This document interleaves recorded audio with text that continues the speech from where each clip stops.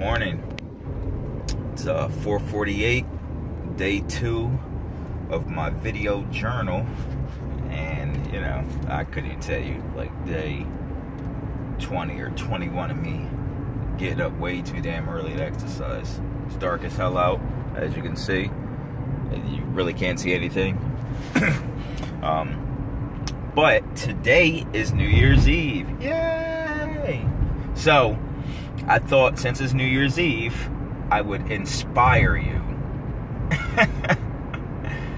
So I remember I was at a work conference, and they were talking to us about, doing more than, what you normally will do, and attempting things and trying to achieve more.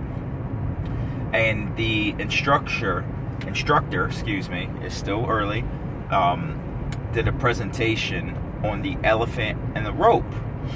And I'd never heard of this. So maybe somebody else has never heard of this either. But I wanted to share this with you. And, hopefully you'll see the message behind it. So there was a traveler, and on his journeys he came past a giant elephant tied to a rope. And I want to say that the story takes place near a zoo, right? The traveler wondered why the elephant didn't break free or run away, even though it was tied down only by this tiny little rope. So the trainers told him that when the elephants are very small, they would take the exact same rope that was very large at that time, and they would tie the elephant to it, just to one leg. Well, what happened is the elephant would try to break free, but the rope was too strong for the elephant. So after numerous attempts, this elephant could never get free of this rope. Its chains, its shackle, whatever you want to call it, would hold it in place. It would be bound by it.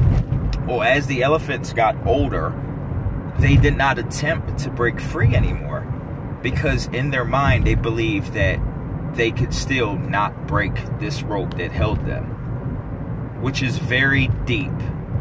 Like, you have to think about that for a minute. But because they failed at this attempt once, they never tried it again, because in their minds they believed they would continually fail and they would not be able to achieve something.